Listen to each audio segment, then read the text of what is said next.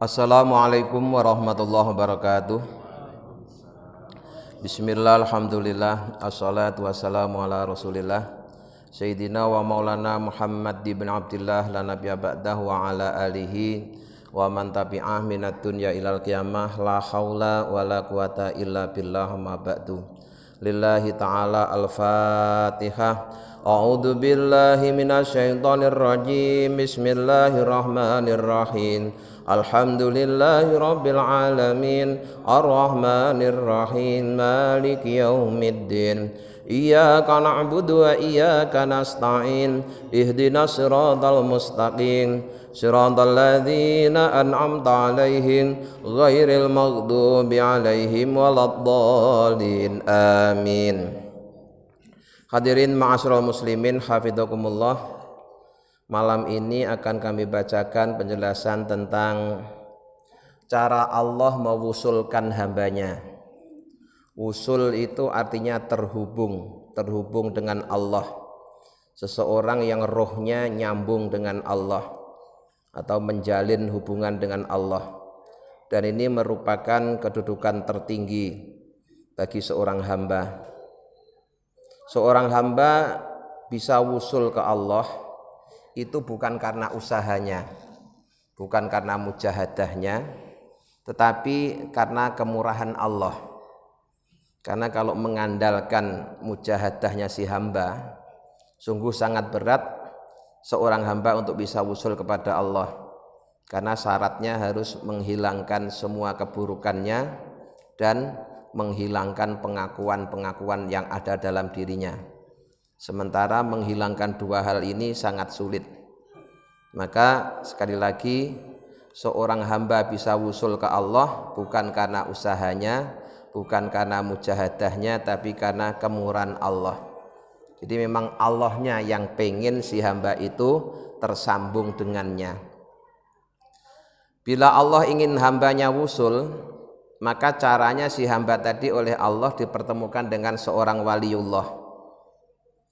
Lalu si hamba tadi dididik oleh si wali tadi, dibina, diajarin caranya menghilangkan sifat-sifat buruk yang ada dalam dirinya, kemudian dihiasi dengan sifat mulia dalam dirinya. Akhirnya sampai si hamba itu bisa wusul ilallah, artinya bisa terhubung, tersambung dengan Allah. Melalui bimbingan wali, hamba tadi bisa dibersihkan sifat-sifat tercelanya, kemudian dihiasi dengan sifat-sifat terpuji sehingga terhubung dengan Allah. Sifat tercela yang ada pada diri seorang hamba itu disebut dengan sifat ubudiyah, sifat kehambaan. Nah, sifat kehambaannya ditutupi dengan sifat rububiyah, itu sifat ketuhanan. Sehingga si hamba tadi ya, keburukannya jadi tertutup oleh kebaikan-kebaikan dari Allah, sehingga dia bisa tersambung dengan Allah. Jadi Allah itu maha suci, maka hamba yang ingin tersambung dengan Allah juga harus dalam kondisi suci. Nah, mensucikan diri itu bukan hal yang mudah. Mungkin kalau sekedar mensucikan secara jasmani itu gampang. Dengan modal air seseorang bisa bersuci dari hadas maupun najis. Tapi untuk mensucikan rohani kita itu sulit, ya. Mensucikan dari sifat takabur, riya, ujub, kemudian serakah, ingin diakui, ingin didengar, dan seterusnya, itu semuanya sesuatu yang sangat sulit. Nah, selama sifat-sifat itu masih ada dalam diri kita, itu tidak bisa kita nyambung dengan Allah. Maka syaratnya harus dihilangkan dulu. Nah, yang bisa menghilangkan hanya Allah Subhanahu wa ta'ala. Sebagaimana wusul hanya bisa terjadi ketika Allah yang mewusulkan, begitu juga amal soleh, amal ibadah yang kita lakukan itu diterima oleh Allah bukan karena kita telah melakukannya dengan sempurna, tetapi sekali lagi juga karena kemurahan Allah.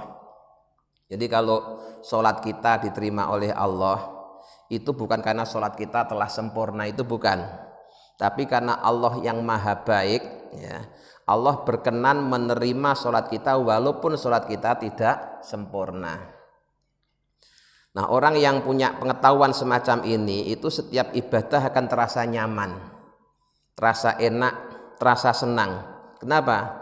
Karena dia telah merasa ditolong, disayangi oleh Allah Subhanahu wa ta'ala. Alhamdulillah, saat ini saya telah ditakdirkan oleh Allah bisa sholat. Alhamdulillah, saat ini Allah telah menakdirkan saya bisa mengikuti pengajian. Yang ada alhamdulillah semua. Ya, kenapa? Karena ini semuanya terjadi berkah pertolongan dari Allah. Tanpa ditolong oleh Allah tidak bakalan bisa terjadi. Jadi untuk orang setingkat kita yang orang awam itu tidak usah mikir diterima atau tidak terima. Terlalu tinggi keinginan seperti itu. Yang penting ya, kita ditakdirkan bisa ibadah itu sudah harus bersyukur. Nah, dengan bersyukur itu nanti bisa jadi Allah nambah karunia-Nya kepada kita, sehingga kita tidak hanya sekedar ditakdirkan ibadah, tapi ibadah kita diterima oleh Allah. Karena ditakdirkan sholat dia bersyukur, ditakdirkan dzikir dia bersyukur, ditakdirkan ibadah-ibadah yang dia bersyukur, akhirnya oleh Allah ditambah nikmatnya, semua ibadahnya, semua kebaikannya diterima oleh Allah. Yang demikian ini sebagaimana dinasihatkan oleh Syekh Ibnu Athaillah. Laula jamilu satrihi lam yakun amalun ahlan lil qabuli. Laula jamilun satrihi, seandainya bukan karena keindahan tutupnya Allah, lam yakun niscaya tidak akan ada apa amalun amal itu ahli lil qabuli untuk diterima.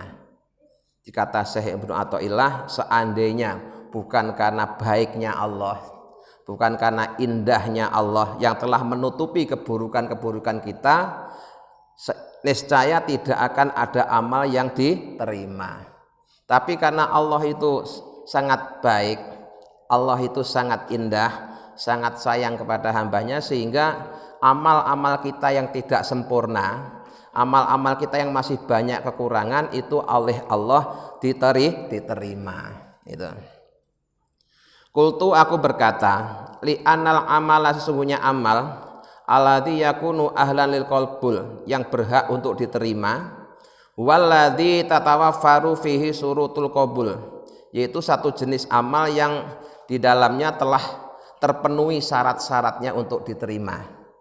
Amal soleh yang diterima oleh Allah itu hanya amal-amal soleh yang memenuhi syarat. Dan ternyata ya, jika dikoreksi amal-amal kita ini masih belum memenuhi syarat. Sehingga kalau pedomannya hanya karena syarat, barangkali tidak ada amal kita yang diterima. Karena amal kita selalu tidak memenuhi syarat. Tapi karena kemurahan Allah, karena keindahan tutupnya Allah, sehingga amal-amal kita yang tidak sempurna, tidak memenuhi syarat, itu oleh Allah juga diterima. Nah, syaratnya diterima itu apa? Pertama adalah sirrul ikhlas. Sirrul ikhlas itu secara harfiah maknanya rahasia ikhlas. Ikhlas itu artinya murni. Nah, ikhlas ini hakikatnya yang tahu hanya Allah. Karena ikhlas itu merupakan salah satu rahasia dari rahasia Allah. Jadi dulu sering saya sampaikan bahwa pernah ada seorang sahabat yang bertanya kepada Rasulullah, "Ya Rasul, jelaskan kepada kami apa hakikat ikhlas itu." Kemudian Rasulullah menjawab, "Sebentar, aku mau tanya dulu sama malaikat Jibril." Akhirnya Rasulullah menemui malaikat Jibril. Setelah ketemu dengan malaikat Jibril, Rasulullah bertanya, "Wahai Jibril, ini ada orang bertanya tentang apa itu hakikat ikhlas." Ternyata malaikat Jibril juga tidak bisa menjelaskan. "Sebentar ya Rasul, aku mau nanya dulu sama Allah." Akhirnya malaikat Jibril bertanya kepada Allah, "Ya Allah, ini hambamu bertanya tentang apa itu hakikat ikhlas." Kemudian Allah jawab, "Al-ikhlasu sirrun min asrori." Ikhlas itu adalah satu rahasia dari beberapa rahasiaku. Karena ikhlas itu rahasianya Allah, yang tahu juga hanya Allah. Ya, yang tahu hanya Allah. Malaikat aja nggak tahu. Ya, Rasulullah juga tidak tahu. Yang tahu hanya Allah. Nah, rahasia ikhlas ini oleh Allah diberikan kepada hamba yang dikehendaki oleh Allah. Ya, siapa yang dikehendaki Allah? Ya terserah Allah.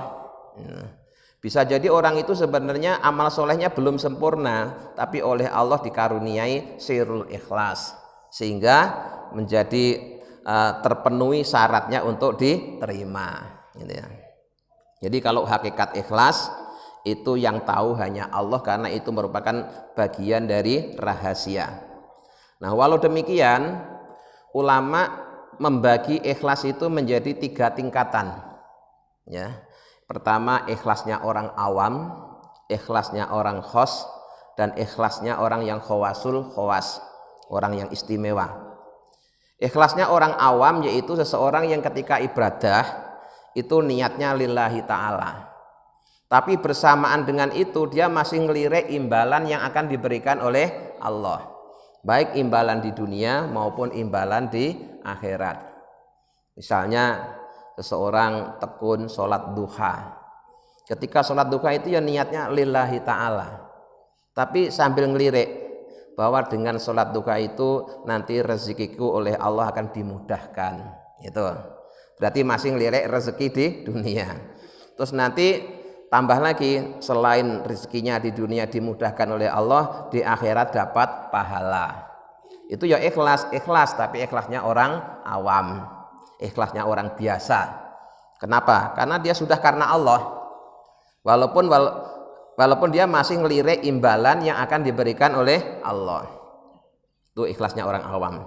Ikhlasnya orang khos yaitu ketika beramal soleh dia niatnya lillahi ta'ala, dia sudah tidak ngelirik imbalan di dunia tapi masih ngelirik imbalan di akhirat. Ya, dia sudah tidak ngelirik imbalan di dunia dengan dimudahkan rizkinya atau dimudahkan urusannya, itu tidak, dia sudah tidak lihat itu, tapi dia masih lihat pahala dan surga. Itu ikhlasnya orang khos. Nah, yang khawasul khawas ini tingkatan ikhlas yang paling tinggi, ikhlasnya para rasul, para nabi dan para wali. Dia beribadah itu karena didorong oleh rasa cintanya kepada Allah. Sudah nggak ngelihat imbalan, ya sudah nggak ngelihat imbalan. Ya, imbalannya ya hanya ingin dicintai oleh Allah itu saja. Ya, dicinta berbalas cinta, ridho berbalas ridho, hanya itu yang diinginkan. Nah, itu tingkatan ikhlas yang ketiga atau yang paling tinggi untuk tingkatan manusia. Nah, sementara kita ya, itu kadang-kadang keikhlasan kita ini masih campur-campur, ya. Belum sepenuhnya karena Allah, masih kadang terpengaruh oleh pujian orang, sanjungan orang. Nah itu ya. Jadi kalau nunggu bersihnya amal soleh kita dari tujuan-tujuan selain Allah, kayaknya selamanya nggak bakalan bersih. Sehingga kalau hanya ngelihat itu barangkali tidak pantas untuk diterima. Tapi karena Allah maha baik, ya Allah maha dermawan, walaupun amal soleh kita belum sepenuhnya ikhlas, bisa jadi diterima oleh Allah. Itu karena saking baiknya Allah. Jadi sekali lagi, amal kita diterima bukan karena amal kita sempurna, tapi karena Allah yang maha baik, yang tidak sempurna pun diterima.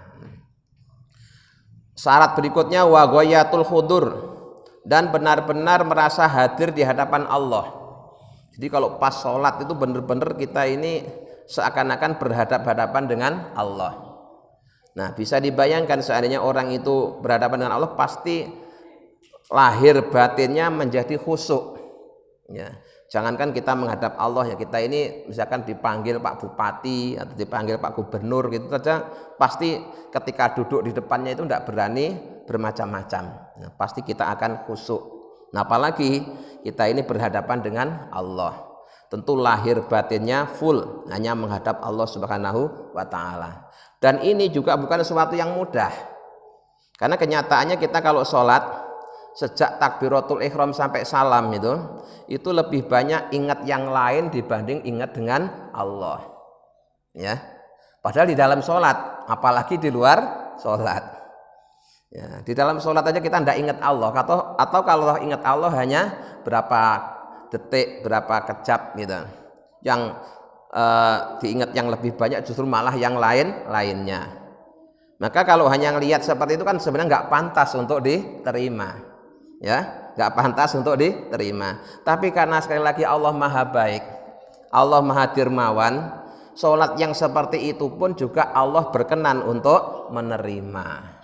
Maka yang bisa kita lakukan adalah bersyukur, ya.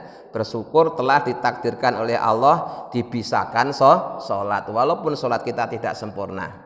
Tapi karena yang nakdirkan Allah, bisa saja Allah kemudian menerimanya. Syarat berikutnya, watabari fihi minal khawli wal quwati. Dan kita harus berlepas diri dari merasa punya daya dan kekuatan. Artinya amal soleh itu akan diterima kalau kita memandangnya bahwa amal itu tidak muncul dari kita, tapi munculnya dari pertolongan Allah. Karena begini ya, memang lahiriahnya yang sholat kita, tapi untuk bisa sholat itu syaratnya pertama harus hidup, ya, harus hidup, karena kalau udah mati tidak bisa sholat. Nah sekarang pertanyaannya, hidup yang ada pada diri kita itu milik kita atau miliknya Allah? Miliknya Allah, ya, miliknya Allah. Seandainya kita tiba-tiba dimatikan oleh Allah, sudah nggak bisa apa-apa lagi kan. Nah, maka ketika kita hidup ini sebenarnya yang menghidupkan juga Allah. Selain hidup kita punya kekuatan, ya, bisa berdiri, bisa rukuk, bisa sujud, bisa duduk. Nah sekarang pertanyaannya, yang memberi kekuatan itu kita apa Allah? Allah juga, ya, semuanya kembalikan ke Allah nanti. Selain kita punya kekuatan, kita punya ilmu, ilmunya ibadah, ilmunya sholat, ilmunya amal soleh. Nah pertanyaannya, ilmu itu dari mana? Ilmu itu juga dari Allah, ya. Terus satu lagi, walaupun orangnya itu masih hidup, punya kekuatan, punya ilmu, tapi kalau tidak ada kemauan juga nggak berangkat kan. Nah sekarang yang menggerakkan hati kita untuk mau itu siapa? Allah juga, ya, Allah juga. Itu makna dari la haula wala quwata illa billah. Nah kalau kita sadar bahwa semuanya terjadi karena pertolongan Allah, itu baru namanya orang yang fana, ya, fana fil af'al. Dia merasa dirinya itu tidak punya daya, tidak punya upaya. Dia hanya bagaikan wayang kulit di tangan seorang raja, bagaikan sasaran tembak anak panah takdir, itu yang kemarin begitu. Nah, wahada fi goyatin nudur, dan tiga syarat ini, sirul ikhlas, goyatul khudur, sama tabari fihi minal khawli wal quwat, ini termasuk hal yang sangat langka bisa dilakukan oleh seorang hamba, sangat langka. Nah, maka seandainya ini dijadikan penentu diterimanya amal, niscaya dari sekian hamba Allah yang ibadah, yang diterima hanya beberapa orang saja. Tapi tidak seperti itu yang terjadi. Bisa saja semua amal ibadah diterima oleh Allah karena Allah Maha Baik, Allah Maha Dermawan. Nah, makanya salah satu keuntungannya sholat berjamaah, Pak, itu pasti diterima oleh Allah, pasti dapat pahala dari Allah. Kenapa? Barokahnya jamaah. Ya, kan sering saya sampaikan, kalau Allah ngasih pahala ke orang sholat itu, pertama kalau dia berjamaah, ya, yang dilihat itu imamnya. Ya, imamnya memenuhi syarat diterima, semuanya diterima, makmumnya juga ikut diterima. Imamnya tidak memenuhi syarat, tapi salah satu makmumnya ada yang memenuhi syarat, diterima semua, ya. Atau imamnya tidak memenuhi syarat, makmumnya juga memenuhi syarat, tapi mau jamaah, diterima juga, gitu loh. Jadi tidak ada ruginya, ya, tidak ada ruginya. Pokoknya ibadah itu enak lah, ya. Ibadah itu menyenangkan, karena apapun bentuknya itu pasti diterima oleh Allah. Nah, gitu aja. Kita bersyukur telah ditakdirkan bisa ibadah, gitu. Nah, falaula annallaha subhanahu tafdulu alaina bijamili satrihi faghatta masawiyana bi jalali lutfihi wa barrihi makana amalun ahlan lil qabuli aslan. Seandainya sesungguhnya Allah, ya, tidak melimpahkan kepada kita keindahan tutupnya, Kemudian Allah menutup keburukan-keburukan kita, ditutup dengan keagungan, kelembutan dan kebaikannya. Niscaya tidak ada satu amal soleh yang berpantas untuk diterima. Ya, jadi seandainya Allah tidak melimpahkan kepada kita keindahan tutupnya, Allah tidak menutupi keburukan-keburukan kita dengan keagungan, kelembutannya dan kebaikannya, niscaya amal-amal kita ini sama sekali tidak ada yang pantas untuk diterima. Tapi karena Allah sedang melimpahkan karunia-Nya, Allah menutupi keburukan-keburukan kita dengan keindahan sifat-sifat Allah, akhirnya amal kita diterima. Nah, walakinil ladzi manna biwujudil a'mal yamunnu biwujudil qabul wal iqbal. Tetapi karena Allah itu Maha Dermawan, kita bisa beramal itu karena pertolongan Allah. Setelah beramal kemudian diterima oleh Allah. Di modalnya dari Allah, keuntungannya juga dari Allah. Jadi ketika kita ditakdirkan beramal, itu tandanya kalau amal kita mau diterima, gitu loh gampangannya itu. Ya. Jadi Allah memberi anugerah kepada kita dalam bentuk wujudnya amal. Waktunya sholat ya sholat. Nah itu kan yang menjadikan terwujudnya ibadah sholat itu kan juga sebenarnya anugerah dari Allah. Maka setelah kita sholat, Allah memberikan karunia-Nya lagi dalam bentuk sholat kita diterima. Nah, jadi sekali lagi kita ibadah kepada Allah itu harus husnudzon, berkeyakinan baik kepada Allah, ya. Apapun keadaan ibadah kita, yakinlah bahwa ibadah kita akan diterima oleh Allah, bukan karena sempurnanya ibadah, tetapi karena kemurahan Allah. Qala ba'duhum, sebagian ulama-ulama sufi berkata, mahunaka illa fadlahu, tiada sesuatu yang ada di sana kecuali anugerahnya Allah. Jadi ketika kita beramal itu kalau diteliti semuanya anugerah dari Allah, hidup dari Allah, kekuatan dari Allah, ilmu dari Allah, kehendak yang menggerakkan juga Allah. Wala na'isu illa fi satrihi, dan kita tidak hidup kecuali dalam kondisi ditutupi oleh Allah. Keburukan-keburukan kita ini oleh Allah ditutupi sehingga tidak tampak, yang tampak kebaikannya. Sehingga kita bisa nyaman bergaul bersama orang lain. Kenapa? Karena keburukan kita ditutupi oleh Allah. Nah, walau kasafal goto'a, seandainya Allah membuka tutup, la kasafa, niscaya Allah akan membuka an amrin adim, dari perkara yang agung. Seandainya, Pak, setiap keburukan kita itu oleh Allah dibuka, tidak ditutupi, niscaya tidak ada orang yang mau bergaul dengan kita. Kenapa? Yang tampak semua keburukan kita. Nah, selama ini orang masih dekat dengan kita, masih baik dengan kita, bahkan kadang memuji-muji kita, itu karena semua keburukan kita ditutupi sama Allah. Gitu ya. Jadi Allah itu maha baik lah pokoknya ya. Memang kita harus mencintai Allah. Ya. Di semua keburukan-keburukan kita itu oleh Allah ditutupi sehingga kita tampak bagus, tampak indah, tampak menarik. Itu karena keburukan-keburukan kita ditutup sama Allah. Soalnya dibuka semua oleh Allah, wah kita sangat buruk sekali. Jangankan orang lain, mungkin saudara kita sendiri aja nggak mau dekat sama kita. Kenapa? Tampak seluruh keburukannya. Nah, waqala Yahya bin Mu'ad, dan telah berkata seorang sufi namanya Yahya bin Mu'ad radhiyallahu anhu, semoga Allah selalu meridhoinya, miskinu bnu Adam, anak cucu Adam itu sungguh sangat miskin. Jismun mu'ibun, dia punya jasad yang penuh dengan cacat. Wa qalbun, dan dia juga punya hati mu'ibun yang ada cacatnya. Terus sudah tahu kalau fisik dan rohaninya penuh cacat, yuridu, dia menginginkan ayah ruja keluar mim mu'ibaini, dari dua cacat, menginginkan amalan-amal bila aibin, tanpa cacat. Ya aneh, wong fisiknya cacat, hatinya cacat, kok dia menginginkan dari hal yang cacat ini keluar amal yang tanpa cacat. Wong bahannya aja udah cacat, bahannya aja sudah cacat, alatnya cacat, hasilnya juga pasti cacat. Walaupun cacat kok diterima, itu bukan karena apa-apa ya, karena kebaikannya Allah. ya. Karena kebaikannya Allah walaupun cacat diterima juga. Walihadzal makna qala Allah taala, yang demikian ini sebagaimana Allah firmankan dalam Al-Qur'an, ulaikal ladzina nataqabbalu anhum ahsana ma amilu.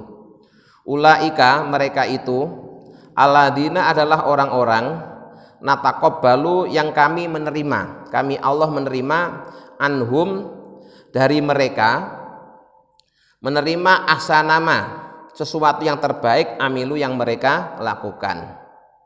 Nah, yang menarik di ayat ini itu yang akan dijelaskan itu kalimat anhum, ya. Fa abaro bi an alati tadulu ala tajawuzi walam yakul nataqabbalu minhum. Di ayat tadi Allah berfirman menggunakan kalimat nataqabbalu anhum, bukan nataqabbalu minhum. Ini bedanya anhum dengan minhum. Nah, makna anhum itu seakan-akan Allah berfirman ulaikal ladzina natajawazu anhum fi a'malihim fanataqabbalaha minhum. Ya. Ulaika mereka itu alladzina orang-orang natajawazu yang kami telah memaafkan anhum dari mereka fi a'malihim dalam kekurangan-kekurangan amalan mereka, fanataqabbalaha kemudian kami menerimanya minhum dari mereka. Jadi rahasianya kalimat anhum itu Allah menerima setelah memaafkan kekurangannya. Ya, Allah menerima amal kita setelah Allah memaafkan kekurangannya.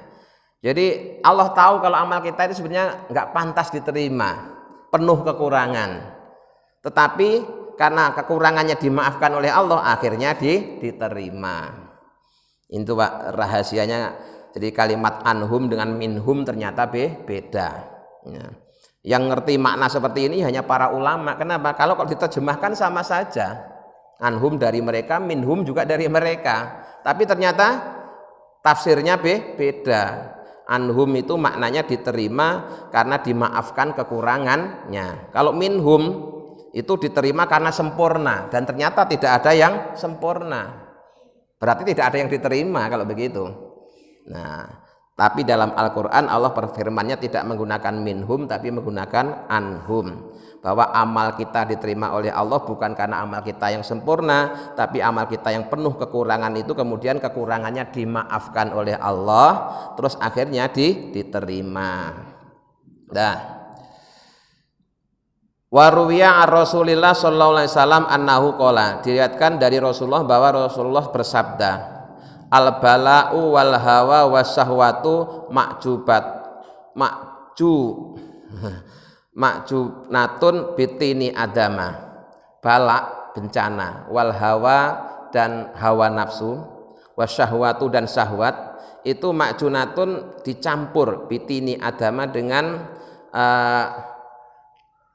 tanah yang dipakai untuk menciptakan Nabi Adam. Jadi terjadinya bencana, ya, kemudian munculnya berbagai macam keinginan-keinginan, itu memang dijadikan campuran bahan penciptaan anak cucu Nabi Adam. Ya, dari Adam terus selanjutnya kan juga ke anak cucunya. Jadi debu atau tanah yang dulu dipakai oleh Allah untuk menciptakan Nabi Adam itu, dalam debu itu dicampur dengan syahwat, hawa dan bala. Maka yang terjadi pada anak Adam itu ya tidak bisa lepas dari bala, hawa dan syahwat. Kenapa? Karena bahannya dicampuran dari itu. Ya, tanah yang diciptakan oleh Allah menjadi Nabi Adam itu, tanah tadi dicampur dengan bala, hawa dan syahwat.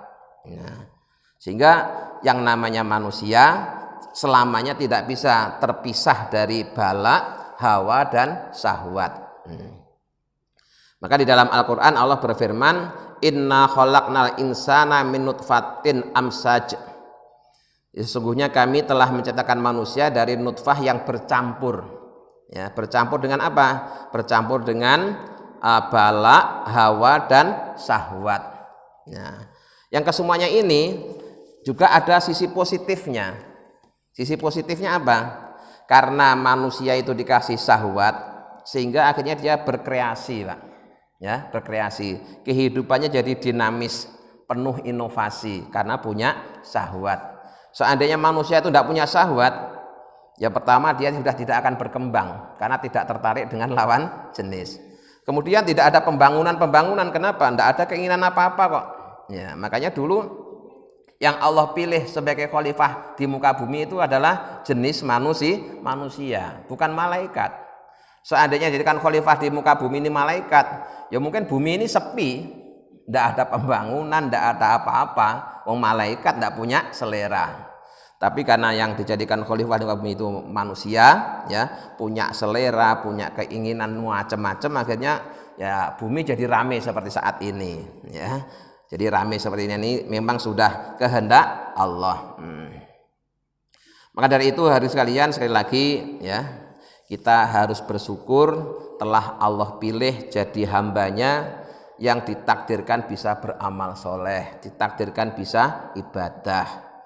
Yakinlah karena kebaikan Allah, amal soleh kita, ibadah kita akan diterima oleh Allah. Allah menerima amal soleh kita bukan karena amal soleh kita sempurna, tidak, karena tidak akan sempurna, tetapi karena kemurahan Allah, karena kedirmawanan Allah. Dengan demikian yang ada dalam diri kita adalah syukur, syukur dan senang. Ya, syukur, syukur, syukur dan senang telah ditakdirkan sebagai hambanya yang beriman dan beramal soleh. Mudah-mudahan kita bisa memahami dan mengamalkannya. Amin ya rabbal alamin. Allahumma sholli ala sayyidina Muhammad wa sallam Muhammad alhamdulillahi rabbil alamin. Allahumma inna nas'aluka imanan da'ima yaqinan shadiqan wa qalban khashi'an lisanan dzakiran wa rizqan halalan wa ilman nafi'an sholiha. Rabbana atina fid dunya hasanah wa fil akhirati hasanah wa qina adzabannar. Subhana rabbika rabbil izzati amma yasifun wa salamun alal mursalin walhamdulillahi rabbil alamin. Assalamualaikum warahmatullahi wabarakatuh.